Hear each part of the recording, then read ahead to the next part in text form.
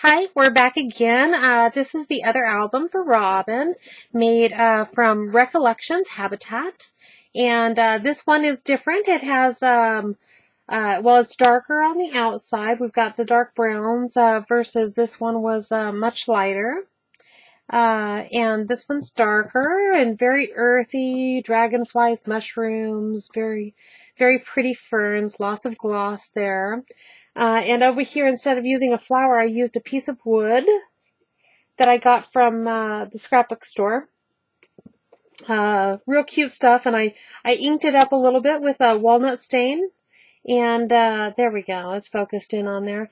And I used, this is from Dilutions, the little mushroom, and I heat embossed it, and then hand cut it out and inked it up a little bit with walnut stain.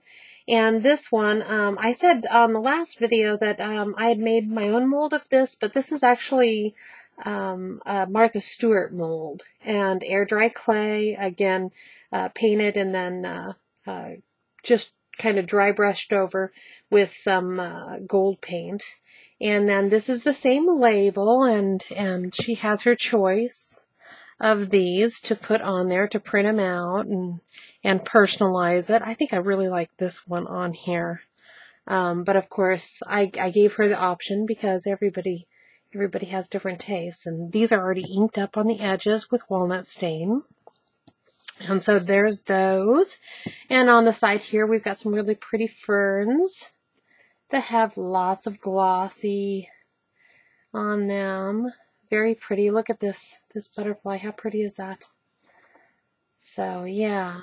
So this one opens up, and we've got a lot of the same elements. I made 2 of everything for the air dry clay. So here's that owl again, clay owl. And then this was from the Tattered Florals out of Craft, and I inked it with the walnut stain. And this frame here was part of the paper.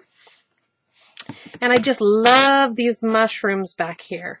I think that's my favorite page of the whole collection. Real pretty. It's got the typeset in the background, and it's got red and purple and tan in there. It's just really great paper. Really fun. And again, there's another one of those tags, except for this one I made a little dingy. And the top here is a clay piece right here. And then we'll go to the front page, and all the specifics about where all these came from are in the previous video. So we've got a little bit of trim, little mushroom, cute little butterfly. Lots of glossy on here. A little moth up here that I added. And then on this page we have, let me get a little closer. We have a flower over here, and the center of the flower is popped up with some thin dimensional foam.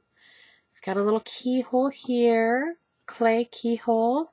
And this was made from a mold from a Tim Holtz keyhole, rather. And I just made a mold, and now I can make them out of clay. And the same thing with this key here. This was a Tim Holtz key, and I made a silicone mold of it. And now I can just cast it out of air dry clay. Nice and easy, easy breezy. And then in here we have a little butterfly on this one, heat embossed. And over here we have a flower, and that is a clay center. I love this burgundy with a brown. It's kind of a, well, it's more of a wine. Yeah, it's real pretty, really pretty. And then we've got this nice big butterfly here, clay butterfly. Another tattered floral strip flower on Craft and inked up with walnut. Little trim.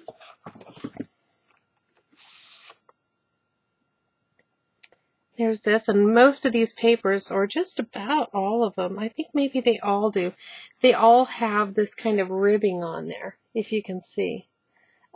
Really neat paper. Lots of fun to work with. And I can put that there. On this one, we have that fern again. Love that fern. It's a little hard to get out of the mold in one piece, but totally worth it. But you have to make sure you glue it down really well. I used Beacon 3-in-1 to glue these down. I usually use the E6000, but I've been using the 3-in-1 and it seems to be working just as well. And I even took it and put it into one of my little Doris bottles in order to use it on smaller applications like attaching buttons. And I attached these, I peeled off the sticky from the rhinestones because it will eventually fail on you, and unfortunately, because every one of them have done it to me in the past. And so now I just take off the stickums on the back of these rhinestones and add my own glue. And because it's plastic, it doesn't work so well with the Scotch Quick Dry. So I normally use the E6000, but this has been working really, really well. It's a lot easier to control the flow and like that. So you guys can give that a whirl if you want. So here we have another one of these little dragonflies with his kind of antique gold gems in his center. Whoop. The camera's really having a hard time with all this glossy. It's not used to me using this much glossy paper. And down here we have another little bird. Super cute.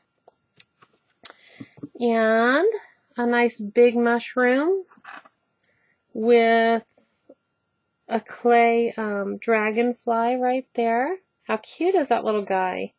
He came from a charm, I think maybe from Hobby Lobby, but he was in the jewelry section. And I made a silicone mold of him, and now I can do as many as I'd like. Neat way to make your own embellishments. And there's another of the butterflies, clay butterflies, and some more trim. This one's real cute. And on the booklets, I made sure I kept all of these nice and flat and glued them all the way down, especially these little antennae. You have to glue all those down so they don't get hung up while they're sliding in and out of the pockets. Cute stuff. And then over here we have that big butterfly with the rhinestone in the center. A little bit of punch trim down here. And then we've got the smaller butterfly up here. And both of the butterflies have foam tape underneath their wings. Their bodies are glued down to the paper, and then the wings are kind of popped up, so they look like they're in flight. And they have lots of dimension to them. Super cute. And then the last booklet, another Sizzix Stampin' Cut. And then on the last little flip out, we have a little moth. How cute is that? Flips out, and I love the distressed look of these. There it goes. And oh, and there's my little Santa nails. I'm kind of out of practice with the nail art, but I figured I might as well get in. I better get in one. It's not coming in. One little nail art done before Christmas was over. I always seem to be running out of time in December. So there's my little album for Robin, and well, actually there's both of the albums for Robin, and I hope she likes them, and I hope her mother and mother-in-law love them. And thanks for watching, guys.